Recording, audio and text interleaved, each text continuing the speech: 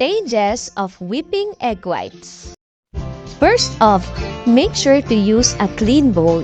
It will be better to wipe the bowl clean before starting to whip egg whites. Any dirt or grease or oil residue can inhibit the egg whites from whipping.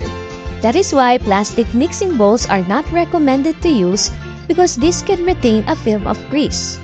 Check also if the attachment of your electric mixer is clean. Separate the egg whites from the egg yolks.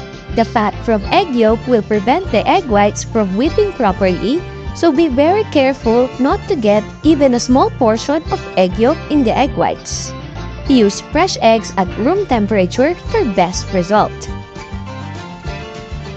First stage, frothy or foamy stage. Always start with the lowest setting of the electric mixer when whipping egg whites. This will create large air bubbles. Just continue mixing until the air bubbles get smaller and you can turn the mixer one speed higher. This is now the frothy or foamy stage where the egg whites are slightly whipped, which flows easily and the small air bubbles are still visible. Stage 2, soft peaks. With continuous mixing from the frothy stage, increase the speed of your mixer to the highest setting and add the sugar gradually. The bubbles will start to get even smaller and compressed and white in color. Just continue mixing with constant speed until all the sugar is incorporated.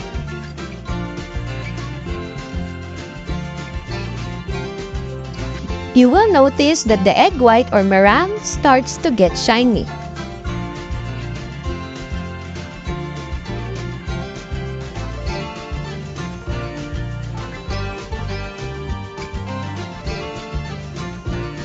And this is the soft peak stage, where the meringues stand in peaks, but the tips still bend at one side.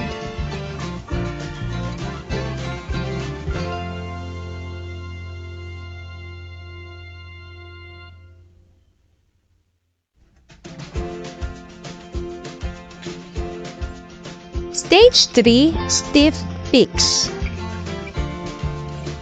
Continue whipping to the highest speed to get to the stiff peak stage.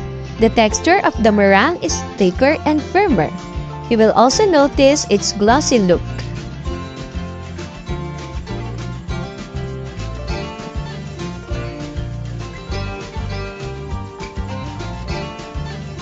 For the stiff peak stage, the egg whites stand in stiff, sharp peaks in uniform white color. And when the bowl is turned upside down, the meringue remains in place. You can now use this to make a cake and should not be whipped any longer. Stage 4, overbeaten. If the meringue is whipped too long, it will reach the overbeaten stage. The meringue is chunky and becomes dull in appearance. This is not recommended to use for baking as it will likely collapse and affect the texture of your cake.